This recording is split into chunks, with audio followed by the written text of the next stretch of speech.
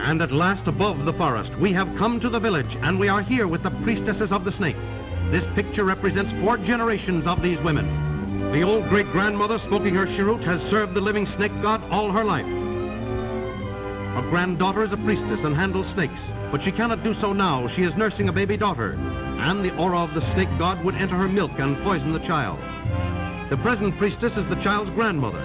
She is pulverizing softwood on a piece of rough stone, the sacred powder with which every Burmese or Shan woman covers her face and her neck before any religious ceremonial.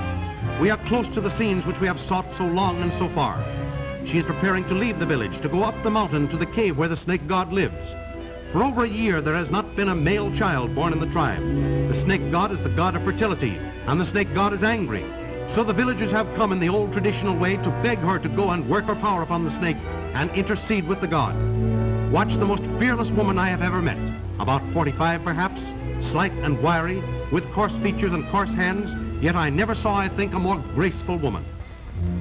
We have started with her now up the mountain. There are about 20 of us in bullock carts without springs, on a trail so rough that before long I wish I had gone on foot. The axles make a deafening screech. They are left unlubricated so that their screeching will scare and keep away the evil spirits. We climb on as far as the bullock carts can go. Then we climb on foot, up wild rocky ravines toward the top. It's getting cold up here, several thousand feet up from the plains. A strange procession, drums and gongs which will play ceaselessly while the priestess is with the god.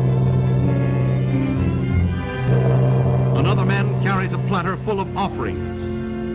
The priestess herself, unconcerned, completely fearless, and yet the snake which you will see her handle is the terrible Hamadryas, or king cobra, the largest and most vicious of the cobras. Its bite contains enough venom to kill 100 men. 2 of her sisters have been killed by the bite of this snake. Her husband is blinded as the result of a scratch from the cobra's fangs. Here she is at the mouth of the cave, making offerings to the god. The snake, of course, will not consume bananas and coconut. This is a symbolic offering.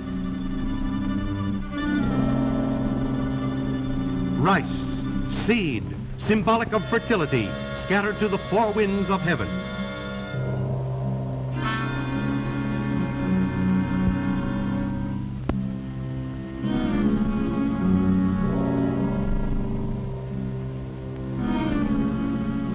Now she is calling the god. What magic she uses to call the god out of that cave, I don't know.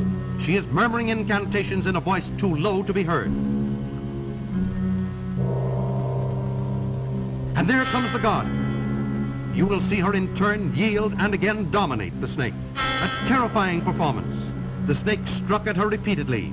You will see its gleaming fangs. When she got through, the front of her dress was covered with splotches of yellow venom, where the snake had struck between her knees or to the side of her knees. To assert her domination and to obtain the favor she wants, 3 times she must lean over the snake and kiss it on top of the head.